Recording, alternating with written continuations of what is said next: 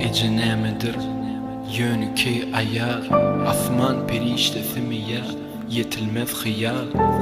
Ölyancım hayşeyen yanımda kal, ya gidecek vaktin yanın bilen alıp git.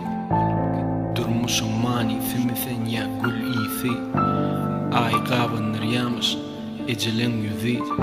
Cennet seninle de, sen cennetin özü. Cennete gideysen meni oda salıp git.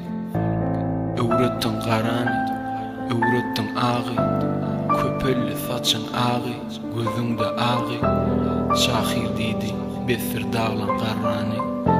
Sen karramı, yaş vaktin tapıp git. Yüreğim kıskanmırsın eğer islesem, yüreğim okuyan kaygıyımı gizlesem.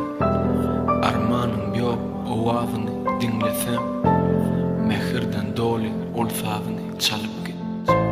Dünya yatir kuysa ertir ki günü, menem ukladım dilegedim kovluğu. Yüzünde giyeceğim uykusuzluğu, birazcık yatayır ay günü öğürüp git. Sen içki dünyanı düşünmek mümkün değil, dünya karşı seninle öykü kinken. Sen uçmalı yöne sen yükünken, ece kaygılarını oğluna koyup git.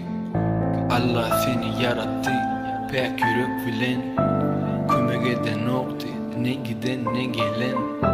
Yadında mı doyadı kuru çörek bilen, didin oğlum bar bilen umup git. Orada yer men bir ene aşığı, yönü kahırlanyan keti çıtıp kaşımı.